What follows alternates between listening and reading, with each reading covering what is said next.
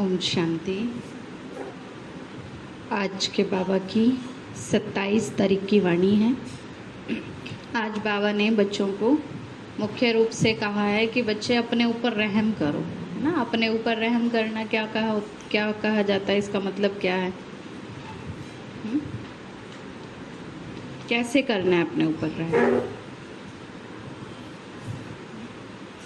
बाबा कहते हैं ना, एक होता है दूसरों पर रहम करना, एक होता है अपने ऊपर। हाँ, तो पुरुषार्थ करो। हाँ, अपनी स्व उन्नति के ऊपर ध्यान दो। कई बार होता है ना कि बच्चे कहते हैं क्या करें बाबा, हम दूसरों को तो समझा देते हैं लेकिन खुद धारणा नहीं कर सकते। अगर खुद में ही अप्लाई नहीं करेंगे तो फिर दूसरों को समझाने से क्या असर होगा, है ना। तो आज के बाबा के 27 तारीख के महावाक्य हैं। बाबा ने कहा, मीठे बच्चे अपने ऊपर आपे ही रहम करो। क्योंकि बाबा तो रोज हम बच्चों को समझा रहे हैं कि बच्चे तुम्हें ऐसे योग करना है, ऐसे सेवा करनी है, ऐसे ज्ञान सुनना है, ऐसे धारणा करनी है, ऐसे सुनाना है। लेकिन बच्चे क्या करते हैं? सुनते तो हैं और हाँ जी बाबा भी करते हैं, लेकिन जब प्रैक्टिकल आते हैं कर्म क्षेत्र पर तब फिर सोचते हैं क्या करें, बाबा की बातों को किनारे कर देते हैं। तो बाप जो भी श्रीमत देते हैं उस पर चलते रहो। बाबा ने कहा, मीठे बच्चे अपने ऊपर आपे ही रहम करो। बाप जो श्रीमत देते हैं उस पर चलते रहो। बाप की श्रीमत है, बच्चे टाइम वेस्ट ना करो। बाप की श्रीमत है, बच्चे टाइम वेस्ट ना करो। सुलटा कार्य करो, सुलटा कार्य करो। प्रश्न है, जो तकदीरवान बच्चे हैं उनकी मुख्य धारणा कौन सी होगी? जो तकदीरवान बच्चे हैं उनकी मुख्य धारणा कौन सी होगी? उत्तर है, तकदीरवान बच्चे सवेरे सवेरे उठकर बाप को बहुत प्यार से याद करेंगे। तकदीरवान बच्चे क्या करेंगे? हाँ, सवेरे सवेरे उठकर बाबा को बहुत प्यार से याद करेंगे। ये नहीं कि मजबूरी से, अरे बाबा ने कहा है अब तो उठना ही पड़ेगा, ऐसे नहीं, है ना। प्यार से याद करेंगे कि भगवान से हमारी ये अपॉइंटमेंट का टाइम है। तो इस टाइम तो विशेष रूप से हमें बाबा से क्या मिलते हैं? अमृत वेले वरदान मिलते हैं, शक्तियाँ मिलती हैं। तो बाबा कहते हैं जो तकदीरवान बच्चे हैं सवेरे उठकर बाप को बहुत प्यार से याद करेंगे, बाबा से मीठी मीठी बातें करेंगे। कभी भी अपने ऊपर बेरहमी नहीं करेंगे। कभी भी अपने ऊपर क्या नहीं करेंगे? बेरहमी नहीं करेंगे। बेरहमी कैसे कर देते हैं कि योग नहीं करते, धारणा नहीं करते, मुरली नहीं सुनते, कुछ परिवर्तन नहीं लाते अपने अंदर, श्रीमत पर नहीं चलते। तो ये क्या है? अपने ऊपर बेरहमी करना।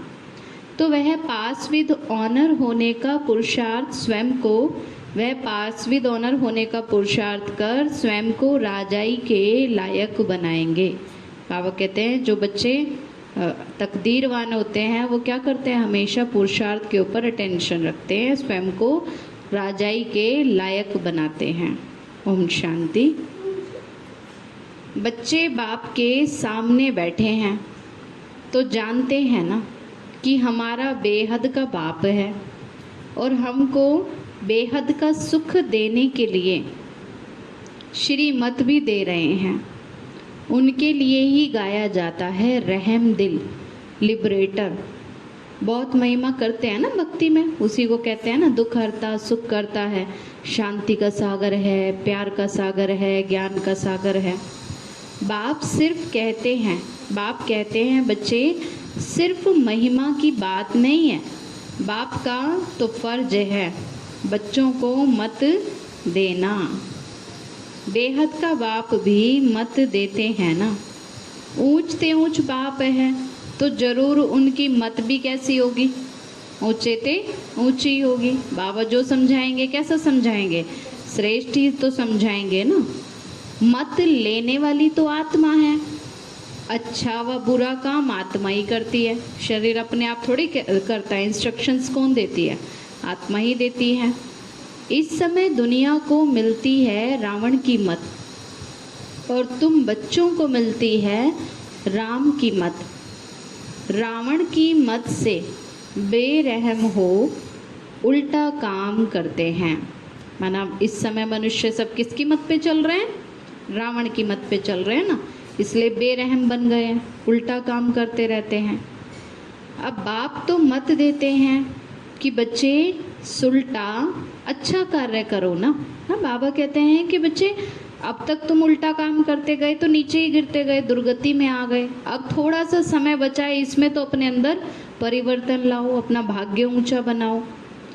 तो सबसे अच्छा कार्य है अपने ऊपर रहम करो, है ना, अपने में परिवर्तन लाओ।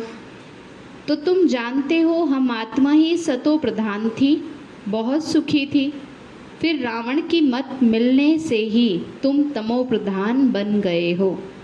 अब फिर बाप मत देते हैं कि एक तो बाप की याद में रहो, अब अपने पर ही रहम करो ना, यही मत देते हैं।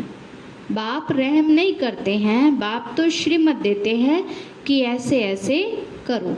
अब जैसे स्कूल में टीचर पढ़ाते हैं, अब खुद ही तो टीचर पेपर देकर नहीं आ जाएंगे ना, टीचर गाइड ही तो कर सकते हैं कि बेटा ऐसे तैयार करो, ऐसे पढ़ाई करो, ऐसे याद करो। लेकिन अगर बच्चे नहीं करते तो फिर अपना ही माना भाग्य खराब कर लेते हैं, तकदीर खराब कर लेते हैं। ऐसे ही बाबा भी क्या कहते हैं कि बच्चे बाबा का काम है श्रीमत देना, करना या ना करना अब ये बच्चों की अपनी चॉइस होती है। करते हैं तो भाग्य बढ़ता जाता है, नहीं करते तो अपनी तकदीर खराब कर लेते हैं। तो अपने ऊपर आप ही रहम करो, अपने को आत्मा समझ और अपने पतित पावन बाप को याद करो तो तुम पावन बन जाएंगे। बाप राय देते हैं ना कि तुम पावन कैसे बनेंगे। बाप ही पतितों को पावन बनाने वाला है, वह श्री मत देते हैं। अगर उनकी मत पर नहीं चलते हैं तो अपने ऊपर ही तो बेरहम होते हैं। बाबा कहते हैं बच्चे अगर तुम भगवान की ही नहीं सुनेंगे तो किसी और का नुकसान नहीं करेंगे, किसका कर लेते हैं? अपना ही नुकसान कर लेते हैं। बाप तो श्रीमत देते हैं कि बच्चे टाइम वेस्ट मत करो, ये पाठ पक्का कर लो। कौन सा पाठ हो? पहला पाठ कौन सा बाबा सिखाते हैं कि बच्चे तुम आत्मा हो, तुम शरीर नहीं हो, यही याद रखो कि मैं आत्मा हूँ, मैं आत्मा इन कर्मेंद्रियों से कार्य करवाने वाली शक्ति हूँ।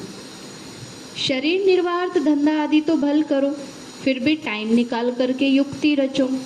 काम करते आत्मा की बुद्धि बाप की तरफ ही होनी चाहिए। बाबा कहते हैं कार्य करते हुए भी क्या याद रखो, मैं नहीं कर रही हूँ, करण करावनहार कौन मेरे साथ है? स्वयं सर्वशक्तिवान बाबा मेरे साथ है। जैसे आशिक माशुक भी काम तो करते हैं ना, दोनों एक दो के ऊपर आशिक होते हैं। अब यहाँ ऐसे नहीं है, तुम तो भक्ति मार्ग में भी याद करते हो। अब कई कहते हैं कैसे याद करें, आत्मा का परमात्मा का रूप क्या है जो याद करें? क्योंकि आजकल मनुष्यों को देह अभिमान में रहते हैं तो देह रूप में याद करने की आदत पड़ जाती है, फिर सोचते हैं बिंदी रूप को कैसे याद करें। क्योंकि भक्ति मार्ग में गाया जाता है कि परमात्मा नाम रूप से न्यारा है। अब बाबा क्या कहते हैं बच्चे, मेरा नाम भी और रूप भी है। क्या नाम है? क्या नाम है बाबा का? सदा शिव है ना, सदा ही कल्याणकारी। और रूप कैसा है? ज्योति बिंद स्वरूप है। तो बाबा कहते हैं बच्चे भक्ति में तो नाम रूप से न्यारा कह देते हैं, परंतु ऐसा तो है नहीं, कहते भी तो है ना, भ्रकुटी के बीच में आत्मा स्टार मिसल है। फिर क्यों कहते हैं कि आत्मा क्या है? कई ये भी नहीं समझते कि हम ही आत्मा हैं, तो कहते हैं उनको देख नहीं सकते, वह तो है ही जानने की चीज ना। आत्मा माना इन आँखों से नहीं दिखाई देती है, देखने के लिए क्या चाहिए? दिव्य दृष्टि, जो आज मनुष्यों के पास है नहीं, इसलिए जाना जाता है। अब जैसे हम किसी को कहते हैं भाई भगवान आया हुआ है, वो सच्चा ज्ञान दे रहा है, आप भी सुनो, तो कहते हैं हमें दिखाओ। अब जब अपनी आत्मा को नहीं देख पाते तो उस परमात्मा को कैसे देख पाएंगे? क्योंकि आज मनुष्य के पास दिव्य दृष्टि थोड़ी ना है, माना बुद्धि अपवित्र हो गई है तो दृष्टि भी अपवित्र हो गई है। तो आत्मा को तो जाना जाता है ना, परमात्मा को भी जाना जाता है। वह अति सूक्ष्म चीज है, फायरफ्लाई से भी महीन है ना, जैसे दिखाते हैं ना जुगनू जो होता है एकदम ऐसे उड़ता है लाइट के जैसा, तो ऐसे बाबा कहते हैं आत्मा तो उससे भी ज़्यादा सूक्ष्म है। शरीर से कैसे निकल जाती है पता भी नहीं पड़ता है। आत्मा है ये साक्षात्कार होता है। आत्मा का दीदार हुआ सो भी क्या, वह तो स्टार मिसल सूक्ष्म है। अपने को आत्मा समझ बाप को याद करो। अब कई होता ना यही इच्छा रखते हैं कि हमें दिखाई दे, परमात्मा दिखाई दे, आत्मा दिखाई दे। बाबा कहते बच्चे ऐसे दिखने से कोई प्राप्ति थोड़ी होगी, जब तक पुरुषार्थ नहीं करेंगे तो प्राप्ति भी नहीं है। तो जैसे आत्मा वैसे परमात्मा भी सोल है, परंतु परमात्मा को कहा जाता है सुप्रीम सोल। वह जन्म मरण में नहीं आते हैं। आत्मा को सुप्रीम तब कहा जाए जब जन्म मरण रहित हो। बाकी मुक्ति धाम में तो सबको पवित्र होकर ही जाना है। बाबा ने कहा शांति धाम में कोई भी आत्मा ऐसे नहीं जा सकती जब तक हिसाब किताब पूरे नहीं होंगे, शुद्धता पूरी आत्मा के अंदर नहीं होगी, तब तक तो जा नहीं सकते। अब उनमें भी नंबरवार हैं, है ना। बाबा ने कहा शांति धाम में भी आत्माएं जाती हैं, लेकिन जैसे जैसा पुरुषार्थ होता है उस हिसाब से जाकर के बाबा ने कहा आत्मा वहाँ बैठती हैं। जिनका हीरो हीरोइन का पार्ट है, आत्माएं तो नंबरवार तो होती हैं ना। सबसे नंबर 1 किसको कहेंगे? जिनका मुख्य पार्ट है। किसका है? हाँ, ब्रह्मा बाबा का तो है ही है ना। बाबा ने कहा बाकी हम सब बच्चों का भी है ना, जो लक्ष्मी नारायण की राजधानी में जाते हैं। अब नाटक में भी तो कोई बहुत पगार वाले, कोई कम वाले होते हैं। लक्ष्मी नारायण की आत्मा को मनुष्य आत्माओं में सुप्रीम कहेंगे ना। बल पवित्र तो सभी बनते हैं, फिर भी नंबरवार पार्ट है ना। कोई पूरा एकदम कंप्लीट प्योरिटी अपने अंदर ले आते हैं, किसी के अंदर 1-2% कोई ना कोई कमी भी रह जाती है। अच्छा पुरुषार्थ करेंगे तो ऊंच आत्मा बनेंगे, ऊंचा पद भी पाएंगे। अब तुमको स्मृति आई है ना, हमने 84 जन्म कैसे लिए। अब बाप के पास जाना है, तो बच्चों को ये खुशी भी है, तो फकुर भी है, नशा भी है। सब कहते हैं हम नर से नारायण विश्व के मालिक बनेंगे। फिर तो ऐसा पुरुषार्थ भी करना पड़े ना। पुरुषार्थ अनुसार नंबरवार पद पाते हैं। सबको नंबरवार पार्ट मिला हुआ है, तो ये ड्रामा बना बनाया है। अभी बाप तुमको श्रेष्ठ मत देते हैं, कैसे भी करके बाप को याद करो तो विकर्म विनाश हो, तो तुम तमो प्रधान से सतो प्रधान बन जाओ। पापों का बोझा तो सिर पर बहुत है, तो उसको कैसे भी करके यहाँ ही खलास करना है, तब आत्मा पवित्र बनेगी। तमो प्रधान भी तुम आत्मा बने हो, तो सतो प्रधान भी आत्मा को बनना है। इस समय जास्ती इंसॉल्वेंट भारत है, क्योंकि जो भारत को सोने की चिड़िया कहा जाता था, अब धीरे धीरे धीरे वही लास्ट में आते आते अब क्या हो गया, खाली हो गया है। तो ये खेल भी भारत पर ही है। बाकी वह तो सिर्फ धर्म स्थापन करने आते हैं। जो धर्म स्थापकों की आत्मा है ना, वो तो आते हैं केवल अपना अपना धर्म स्थापन करके चले जाते हैं। पुनर्जन्म लेते लेते पिछाड़ी में सब तमो प्रधान बनते हैं। स्वर्ग के मालिक तो तुम बनते हो। जानते हो भारत बहुत ऊंच देश था और अभी कितना गरीब है। गरीब को ही सब मदद करते हैं, हर बात की भीख मांगते ही रहते हैं। जो भारत वाले हैं वो क्या करते हैं, दूसरे देशों से कर्जा लेते रहते हैं। आगे तो बहुत अनाज यहीं से जाता था, क्योंकि सबसे ज़्यादा खेती का काम तो भारत में चलता था ना, तो वो अनाज बहुत एक्सपोर्ट करते थे बाहर में। अभी गरीब बने हैं तो फिर रिटर्न सर्विस हो रही है।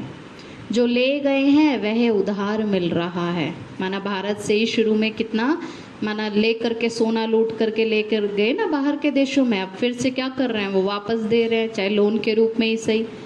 तो कृष्ण और क्रिश्चियंस ये राशि भी एक ही है। माना जो क्रिश्चियंस थे मैक्सिमम वही तो यहाँ से लेकर के गए हैं ना। क्रिश्चियंस ने ही भारत को हक किया है। अब फिर ड्रामानुसार वह आपस में लड़ते हैं और मक्खन तुम बच्चों को मिल जाता है। ऐसे नहीं कृष्ण के मुख में माखन था, अब यह तो शास्त्रों में लिख दिया है। मक्खन कौन सा, स्वर्ग की राजाई है ना। सारी दुनिया कृष्ण के हाथ में आती है, सारे विश्व के ही तुम मालिक बनते हो ना, क्योंकि सतयुग का पहला प्रिंस कौन होगा, श्री कृष्ण होगा। तो तुम बच्चे जानते हो हम विश्व के मालिक बनते हैं, तो तुमको कितनी खुशी होनी चाहिए। तुम्हारे कदम कदम में पदम है। सिर्फ एक लक्ष्मी नारायण का ही राज्य नहीं था, पूरी डायनेस्टी थी ना। यथा राजा रानी तथा प्रजा, सबके पाँव में पद्म होते हैं। बाबा ने कहा सतयुग में सब आत्माएं क्या होती हैं? पद्मा पदम भाग्यशाली। तो वो पद्मा पदम भाग्यशाली कब बन रहे हैं हम बच्चे? इस संगम युग पर जितना श्रीमत पर चलते हैं, पुरुषार्थ करते हैं, वहाँ तो अनगिनत पैसे होते हैं। पैसे के लिए कोई पाप आदि नहीं करते, अथाह धन होता है। कहाँ? सतयुग में।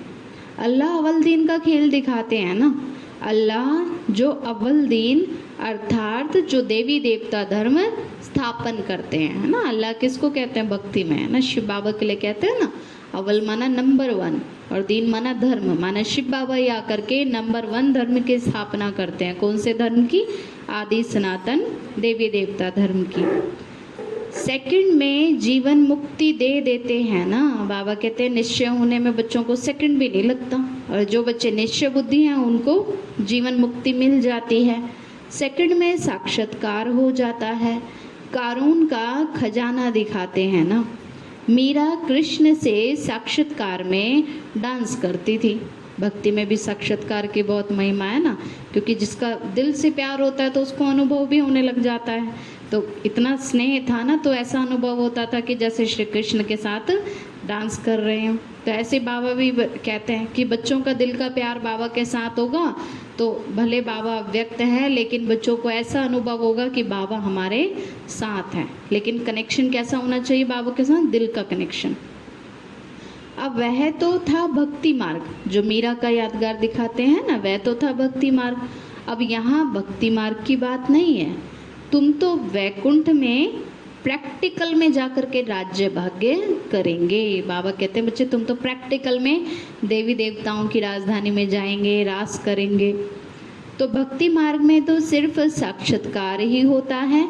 इस समय तो तुम बच्चों को एम ऑब्जेक्ट का साक्षात्कार होता है ना, जानते हो ना हम ये बनेंगे, है ना। प्रैक्टिकल में श्री कृष्ण के साथ राजधानी में आएंगे। तो बच्चों को भूल जाता है। बाबा देखते हैं कि बीच बीच में बच्चे क्या हो जाते हैं, इस दुनिया के चिंतन में चले जाते हैं ना, तो अपने भविष्य के चिंतन से बुद्धि हट जाती है, तो नशा गुम हो जाता है। स्वदर्शन चक्र घुमाने के बजाय कौन सा चक्र चल जाता है? प्रदर्शन चक्र चल जाता है।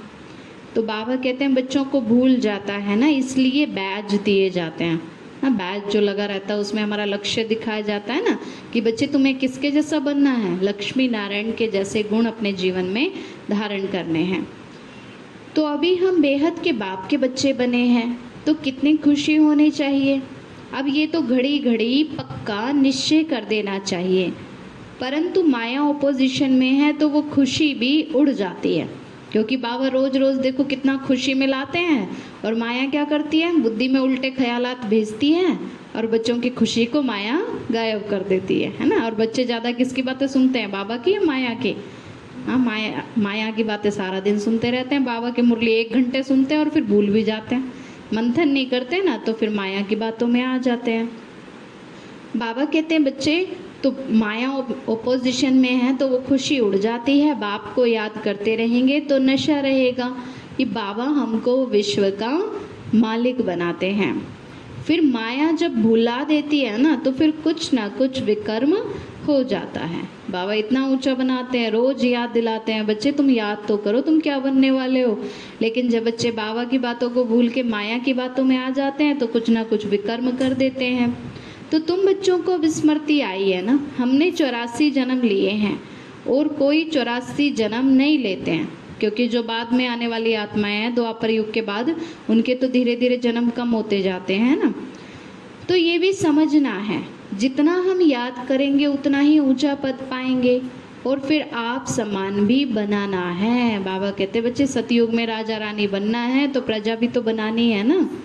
Charity begins at home. तीर्थों पर भी पहले खुद जाते हैं, फिर मित्र संबंधियों को आदि को इकट्ठा करके ले जाते हैं। तो बाबा भी क्या कहते हैं बच्चे, परिवर्तन की शुरुआत कहाँ से करनी है? अपने से करनी है, अपने घर से करनी है। तो तुमको भी प्यार से, बाबा कहते हैं तुम भी सबको प्यार से समझाओ। ये नहीं कि एकदम से कोई रेस्ट्रिक्शन नहीं लगाना कि एकदम से बाबा की बातों को थोपना है किसी के ऊपर, नहीं। वो तुम्हारे अंदर चेंज देखेंगे तो अपने आप ही उनको इंस्पिरेशन मिलेगी। अपने आप में चेंज लाने के लिए, है ना। तो बाबा कहते बच्चे प्यार से सबको समझाओ। सब तो नहीं समझेंगे, फोर्स भी नहीं करना है ना। बाबा कहते बहुत ज़्यादा कोई ये नहीं कि हम ज़बरदस्ती उनको अपने अकॉर्डिंग चलाने की कोशिश करें। एक ही घर में बाप समझेगा तो बच्चा नहीं समझेगा। माँ बाप कितना भी बच्चों को कहेंगे कि पुरानी दुनिया से दिल नहीं लगाओ, फिर भी मानेंगे नहीं, क्योंकि हर एक आत्मा का अपना अपना हिसाब किताब भी होता है ना। बाबा कहते बच्चे आपका काम है केवल समझाना, बाकी दूसरे के रोल को देखकर डिस्टर्ब नहीं होना है। हाँ, बाबा कहते हैं ना बच्चे जब अपनी गलतियों को देखते हुए खुद को भी तो एक्सेप्ट करते हैं ना, तो दूसरों को भी एक्सेप्ट करते हुए चलना है, एडजस्टमेंट करते हुए चलना है। तो बाबा कहते हैं बच्चे तो पुराने बच्चों को कहते हैं कि पुरानी दुनिया से दिल नहीं लगाओ, तो फिर भी मानते नहीं, है ना। आजकल के बच्चे तो कितना तंग भी कर देते हैं। तो जो यहाँ का सैपलिंग का होगा वही आकर समझेंगे ना। इस धर्म की स्थापना देखो कैसे होती है। और धर्म वालों की सैपलिंग नहीं लगती है, वह तो ऊपर से आते हैं, उनके फॉलोअर्स भी आते रहते हैं। माना जो धर्म स्थापक की आत्मा है ऊपर से आती है, फिर धीरे धीरे और उनके फॉलोअर्स भी आते जाते हैं। अब ये तो स्थापना है। बाबा कहते हैं तो पूरी क्या हो रही है, जैसे शुरुआत से नई कलम लग रही है। धीरे धीरे बच्चों को बाबा क्या कर रहे हैं, परिवर्तन करते जा रहे हैं, दैवी गुणों की स्थापना कर रहे हैं। तो अब फिर से सबको पावन बनाकर साथ में ले जाते हैं ना, इसलिए उनको सतगुरु लिबरेटर कहा जाता है। बाबा आकर बच्चों की सदगति करते हैं, दुखों की दुनिया से लिबरेट करते हैं। तो सच्चा गुरु तो एक ही है ना, वह गुरु कोई जाकर के साथ में थोड़े ना लेकर जाएंगे। सच्चा गुरु तो कौन है, शिव बाबा ही है। मनुष्य कभी किसी की सदगति नहीं करते, सदगति दाता तो कौन है, एक ही शिव बाबा है, उनको ही सतगुरु कहा जाता है। भारत को सचखंड भी तो वह बनाते हैं ना, रावण तो क्या बना देते हैं, बाबा आकर सचखंड बनाते हैं, रावण झूठखंड बना देते हैं। बाप के लिए भी झूठ, देवताओं के लिए भी झूठ कह देते हैं। आजकल मनुष्य होता है ना, कुछ और नहीं मिलता तो सारा ब्लेम भगवान के ऊपर लगा देते हैं। भगवान तुमने ऐसा कर दिया, भगवान आज अब इतनी ये सब हो रहा है, हलचल जो दुनिया में हो रही है, तो भगवान को ही दोष दे देते हैं, है ना। देवी देवताओं के लिए भी क्या क्या कह दिया, कृष्ण के लिए भी क्या क्या कलंक लगा दिए, है ना। अब बाबा तो कहते हैं बच्चे hear no evil, see no evil, talk no evil, है ना। बाबा कहते हैं ना बोलना है बुरा, ना देखना है, ना सुनना है, और ना ही सोचना है। क्योंकि शुरुआत कब होती है, बोलते बाद में पहले सोच लेते हैं ना नेगेटिव। तो माइंड को ही जब इतना नेगेटिव कर लिया, गंदा कर लिया, तो फिर वो बोल भी हमारे ऐसे ही निकलते हैं। इसको कहा जाता है वैशाल्य। सतयुग है शिवालय। मनुष्य समझते थोड़े ही हैं, वह तो अपनी मत पर ही चलते हैं। कितना तो लड़ना झगड़ना चलता रहता है, क्योंकि माया ने बुद्धि को इतना वश में कर लिया, जो छोटी छोटी बातों पर क्या करने लग जाते हैं, लड़ने झगड़ने लग जाते हैं। बच्चे माँ को, पति स्त्री को मारने में भी देरी नहीं करते ना। आजकल तो यही टाइम आ गया ना, देखो कैसे अपना स्वार्थ पूरा नहीं होता तो कितना एक दूसरे को मारने लग जाते हैं, लड़ाई झगड़ा करते हैं, एक दो को काटते रहते हैं। बच्चा देखता है बाप के पास बहुत धन है, देता नहीं है, तो मारने में भी देरी नहीं करते। तो कैसे दुनिया बन गई है, आसुरी दुनिया बन गई है ना।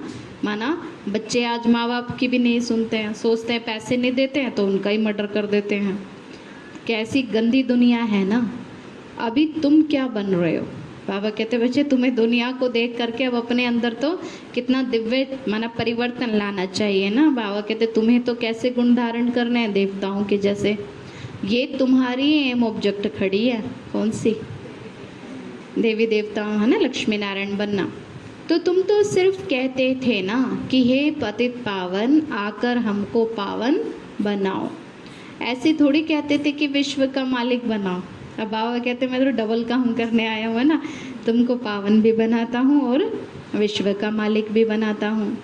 गॉड फादर तो हेवन स्थापन करते हैं, तो बाबा कहते हैं हमें भी तो कहाँ होना चाहिए, हेवन में होना चाहिए ना। बाबा कहते हैं हेवन में क्यों नहीं है, क्योंकि अभी बाबा कहते हैं उतने गुणवान नहीं बने ना। जब पुरुषार्थ करेंगे तो फिर हेवन में जाने के लायक बनेंगे। फिर रावण तो तुमको अब नरकवासी बनाते हैं। कल्प की आयु लाखों वर्ष कह देने से भूल गए हैं ना। बाप कहते हैं तुम हेवन के मालिक थे, अब फिर चक्कर लगाकर हेल के मालिक बने हो। अभी फिर बाप तुमको हेवन का मालिक बनाते हैं। कहते हैं मीठी आत्माएं, बच्चों बाप को याद करो, है ना। रोज बाबा देखो कितना मेरे मीठे बच्चे कह करके कितना समझाते हैं ना। इतना दुनिया में भी कोई नहीं समझाएगा जितना प्यार से बाबा रोज समझाते हैं। तो बाबा कहते हैं बच्चे अपने को आत्मा समझ बाप की याद में रहो, क्योंकि और बातों को याद करने से कुछ नहीं मिलेगा। ये बातें सब यही रह जाएंगी। कौन साथ चलेगा? बाबा साथ चलेगा ना। तो बाबा कहते बच्चे तभी तुम तमो प्रधान से सतो प्रधान बन जाएंगे। जितना बाबा की याद में रहेंगे तो आत्मा प्योर होती जाएगी। तमो प्रधान बनने में आधा कल्प लगा, माना धीरे धीरे द्वापर युग के बाद से आत्मा क्या होती चली गई? तमो प्रधान होती गई। बल्कि सारा ही कल्प कहें, क्योंकि कलाएं तो कम धीरे धीरे शुरू से ही नीचे आते गए, कलाएं कम होती गई। क्योंकि कला कम होती जाती है ना, इस समय तो कोई भी कला ही नहीं है। कहते हैं मुझ निर्गुण हारे में कोई गुण नहीं। अब इसका अर्थ तो कितना क्लियर है कि आज मनुष्य के अंदर क्या नहीं है? कोई गुण नहीं है। अब केवल भक्ति में मंदिर में गा देते हैं, लेकिन गुणों की धारणा तो फिर भी नहीं करते हैं। तो यहाँ फिर निर्गुण बालक की संस्था भी है। बालकों में कोई गुण नहीं है, नहीं तो बालक को महात्मा से भी ऊंचा कहा जाता है ना। कहते हैं ना बालक माना प्योर आत्मा ना। लेकिन आजकल तो बच्चे भी क्या हो गए हैं, कितना माना माँ बाप को भी तंग कर देते हैं, तो उनको विकारों का भी पता नहीं होता ना। बचपन में जो छोटे बच्चे बिल्कुल होते हैं, कितना इनोसेंट होते हैं ना। महात्माओं को तो विकारों का पता रहता है, तो अक्षर भी कितने रॉन्ग बोलते हैं। माया तो बिल्कुल ही अनराइटियस बना देती है ना। गीता पढ़ते भी हैं, कहते भी हैं भगवानोवाच काम महाशत्रु है, ये आदि मध्य अंत दुख देने वाला है ना। मनुष्य कहते भी हैं कि काम महाशत्रु है, लेकिन फिर भी विकारों को छोड़ते नहीं, पवित्र बनते ही नहीं है। फिर भी पवित्र बनने में कितने विघ्न डालते रहते हैं। बच्चा शादी नहीं करता तो कितना बिगड़ते हैं, है ना। एक तरफ कहते हैं कि नरक का द्वार है ये विकार जो है, लेकिन फिर भी क्या करते हैं, अपने बच्चों को ही वहीं फंसा देते हैं। बाप कहते हैं तुम बच्चों को श्रीमत पर चलना है। जो फूल बनने का नहीं होगा ना, उसको कितना भी समझाओ कभी मानेगा ही नहीं, है ना। जिसका पार्ट ही नहीं है सतयुग में जाने का। कहाँ तो बच्चे कहते हैं हम शादी नहीं करेंगे, तो माँ बाप भी कितना अत्याचार करते हैं, है ना। उल्टा उल्टा होता है ना। कहीं माँ बाप फोर्स करते हैं ज्ञान में चलो, कहीं बच्चे कहते हैं हमें ज्ञान में चलना है, तो माँ बाप माना उनको परमिशन ही नहीं देते हैं ना। कितना माना फोर्स करते हैं शादी करने के लिए भी।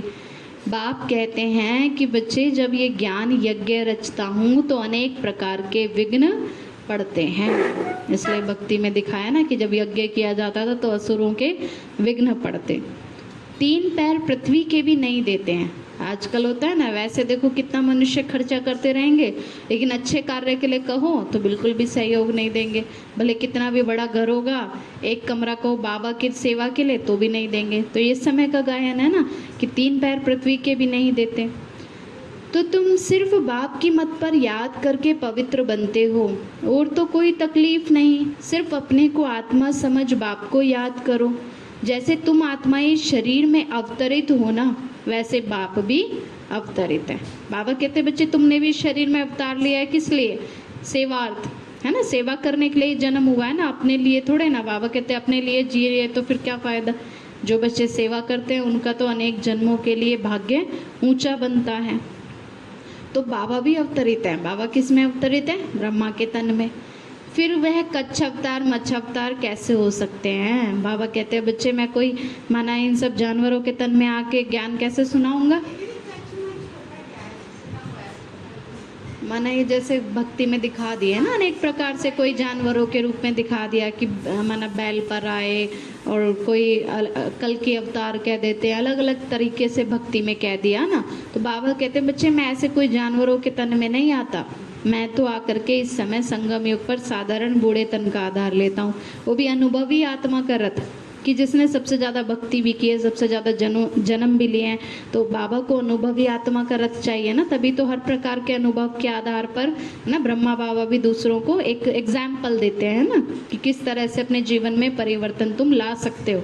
कई कहते हैं ना घर गृहस्थी वाले नहीं कर सकते, ब्रह्मा बाबा देखो घर गृहस्थी वाले भी थे। कई कहते हैं हमारी तो इतनी ओल्ड एज हो गई हम नहीं कर सकते, लेकिन ब्रह्मा बाबा ने ओल्ड एज में भी कितना पुरुषार्थ किया, कितना नंबर 1 में चले गए, है ना।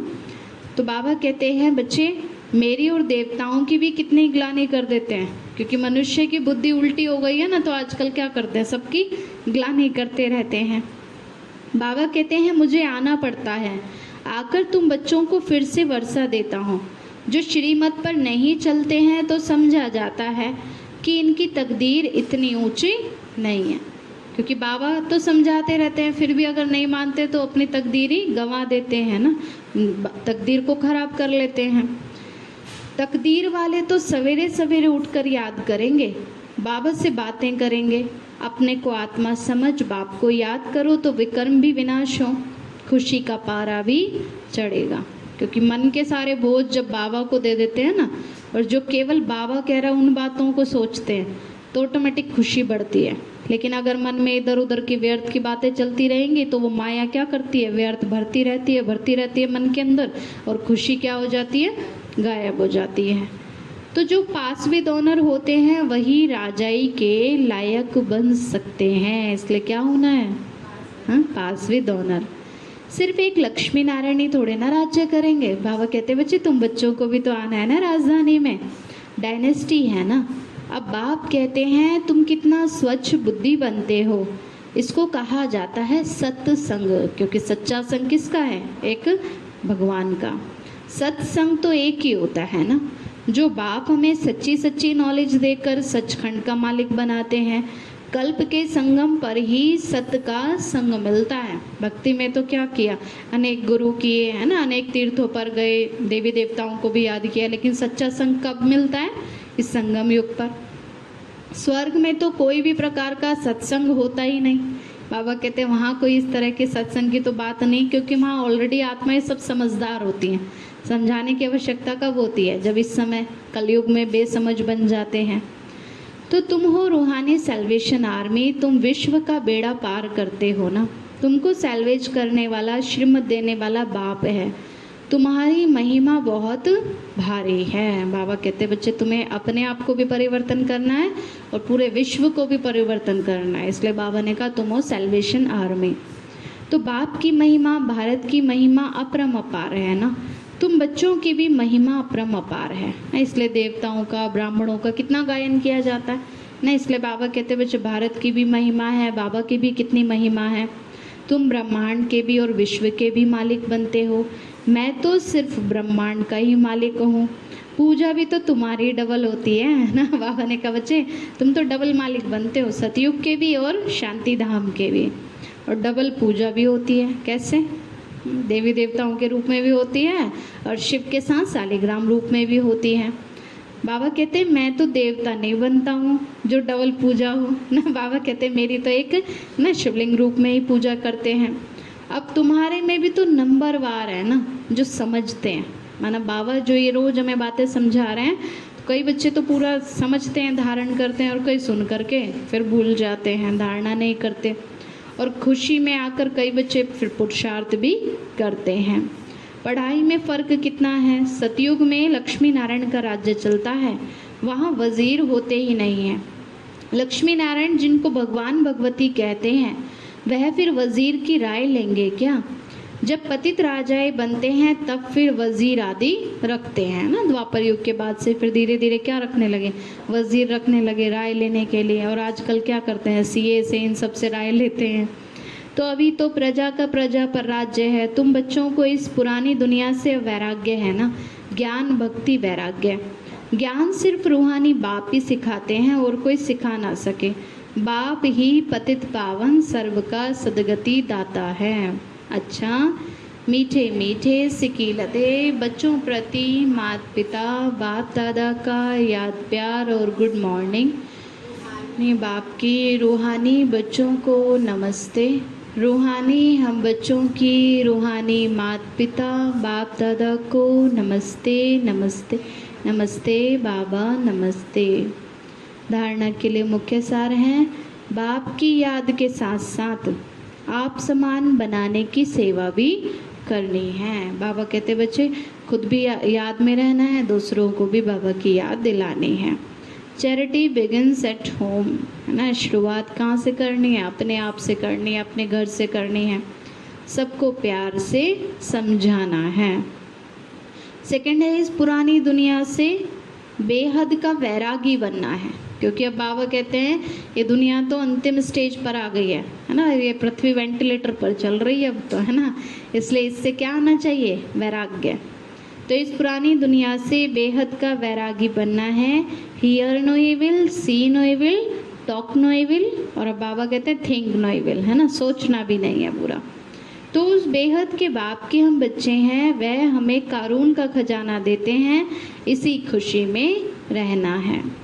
वरदान बाबा ने दिया, 1 सेकंड की बाजी से सारे कल्प की तकदीर बनाने वाले, 1 सेकंड की बाजी से सारे कल्प की तकदीर बनाने वाले श्रेष्ठ तकदीरवान भव। इस संगम के समय को वरदान मिला हुआ है कि जो चाहे, जैसा चाहे, जितना चाहे उतना भाग्य बना सकते हैं। जैसे कोई सीज़न होती है ना, उस सीज़न में जितनी चाहे फसल बोले उतना कई गुना होकर के मिलता है। तो ये भी संगम युग क्या चल रही है? सीज़न चल रही है, हर जन्म के लिए अपना भाग्य ऊंचा बनाने की। तो बाबा ने कहा इस संगम के समय को ये वरदान मिला हुआ है कि कोई भी बच्चा जो भी चाहे, जैसा भी चाहे, जितना भी चाहे उतना अपना भाग्य बना सकते हैं। क्योंकि भाग्य विधाता बाप ने तकदीर बनाने की चाबी किसके हाथ में दी है? बच्चों के हाथ में दी है। तो इसलिए ये नहीं सोचना पहले से पता नहीं हमारा भाग्य कैसा बनेगा, पता नहीं हमें सतयुग में ऊंचा पद हम तो पाएंगे ही नहीं। कई बच्चे होते हैं ना पहले से ही उपलेस हो जाते हैं, बाबा हमें तो ऊंचा पद मिलेगा ही नहीं। बाबा कहते नहीं, पहले से अपना लक्ष्य ऊंचा रखेंगे तभी तो फिर लक्षण आएंगे ना हमारे अंदर। तो बाबा ने तकदीर बनाने की चाबी किसके हाथ में दी है? बच्चों के हाथ में दी है। बस क्या करना है, जैसे बाबा कह रहे हैं वैसे करते जाना है और तकदीर ऊंची बनती जाएगी। लास्ट वाला भी फास्ट जा करके फर्स्ट आ सकता है। बाबा कहते हैं बच्चे अभी कोई सीट फिक्स्ड नहीं है ना, आगे जा सकते हैं ना। मम्मा बाबा का फिक्स है, बाकी बाबा ने कहा बच्चे जितना पुरुषार्थ करेंगे आगे बढ़ते जाएंगे। सिर्फ सेवाओं के विस्तार में स्वयं की स्थिति सेकंड में सार स्वरूप बनाने का अभ्यास करो। बाबा कहते सेवाएं तो होंगी, ऐसा तो है नहीं कि कोई काम छोड़ करके बैठ जाना है। बाबा कहते कार्य भी सारे करने हैं, लेकिन बुद्धि को उलझन में नहीं लाना कि क्या करें, कैसे करें, योग कैसे लगेगा, इतना झंझट है, ये करना है वो करना है। बाबा कहते हैं कार्य करो लेकिन उसके बंधन में आकर के नहीं करो, है ना, डिटैच हो करके, बस निमित्त मात्र समझ करके करना है अपने को। तो सिर्फ सेवाओं के विस्तार में स्वयं की स्थिति सेकंड में सार स्वरूप बनाने का अभ्यास करो। अभी अभी डायरेक्शन मिले कि 1 सेकंड में मास्टर बीज हो जाओ तो टाइम ना लगे। बाबा भी कहे कि बच्चे बीज स्वरूप स्थिति, बीज स्वरूप कौन सी स्थिति? मैं ज्योति बिंदु आत्मा हूँ, तो बस 1 सेकंड में स्थित हो जाओ। ये नहीं कि बुद्धि हटानी पड़ रही है, संकल्पों को रोकना पड़ रहा है, फिर जाके धीरे धीरे स्थित हो रहे हैं, नहीं, 1 सेकंड में। क्योंकि लास्ट का पेपर कितने देर का होगा? 1 सेकंड का होगा। तो इस 1 सेकंड की बाजी से फिर सारे कल्प की तकदीर बना सकते हो। अगर 1 सेकंड में हमारा अपने मन के ऊपर कंट्रोल है ना, तब बाबा कहते हैं आप अपने सारे कल्प की तकदीर बना सकते हैं। स्लोगन बाबा ने दिया, डबल सेवा के द्वारा पावरफुल वायुमंडल बनाओ तो प्रकृति दासी बन जाएगी। डबल सेवा के द्वारा पावरफुल वायुमंडल बनाओ तो प्रकृति दासी बन जाएगी। डबल सेवा कैसे? हाथों से तो कार्य करना ही है, लेकिन मन से भी बाबा कहते हैं बच्चे चारों तरफ प्योर वाइब्रेशंस फैलाते जाना है। अच्छा, आज बाबा ने क्या कहा था? रहम दिल बनने के लिए बाबा कहते हैं अपने ऊपर पहला रहम करो कि अपने में परिवर्तन लाओ। आज बाबा ने कहा मीठे बच्चे अपने ऊपर आप ही रहम करो, बाप जो श्रीमत देते हैं उस पर चलते रहो। बाप की श्रीमत है बच्चे टाइम वेस्ट ना करो, सुलटा कार्य करो। प्रश्न है, जो तकदीरवान बच्चे हैं उनकी मुख्य धारणा कौन सी होगी? उत्तर है, तकदीरवान बच्चे सवेरे सवेरे उठकर बाप को बहुत प्यार से याद करेंगे, बाबा से मीठी मीठी बातें करेंगे, कभी भी अपने ऊपर बेरहमी नहीं करेंगे, माना अपना पुरुषार्थ में ढीलापन नहीं लाएंगे अपने पुरुषार्थ में, और वह पास विद ऑनर होने का पुरुषार्थ कर स्वयं को राजाई के लायक बनाएंगे। तो क्या बनाना है? स्वयं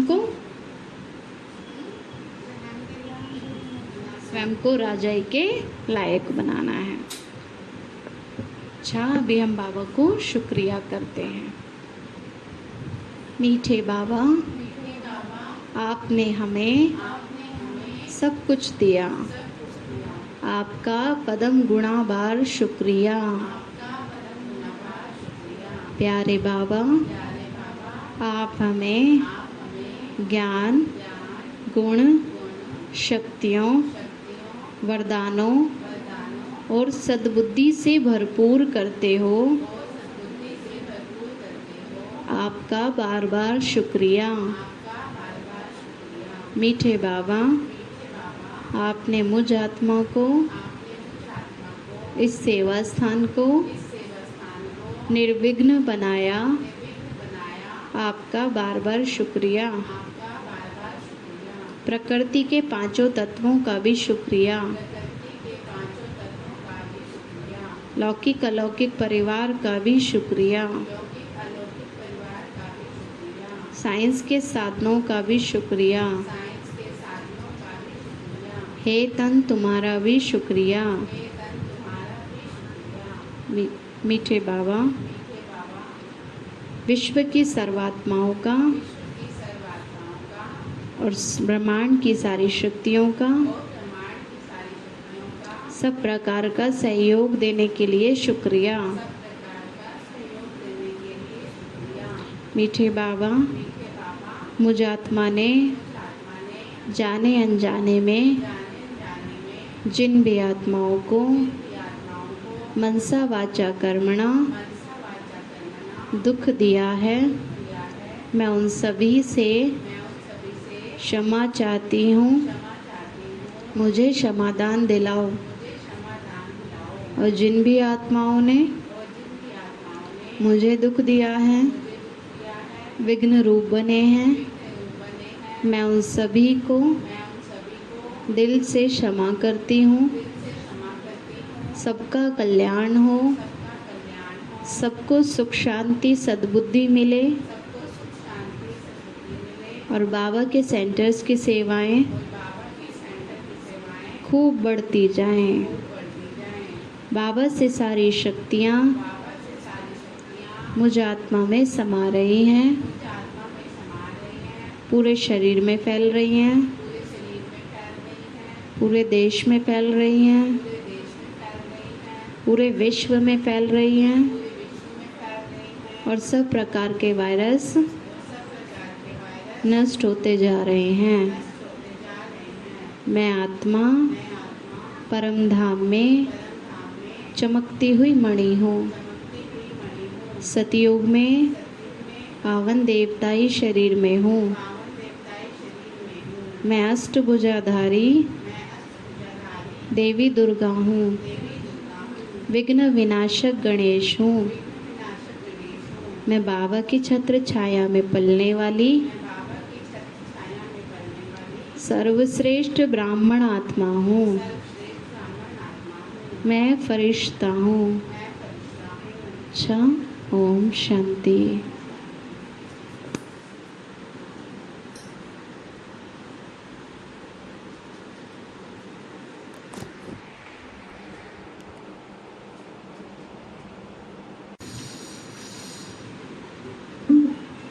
ओम शांति।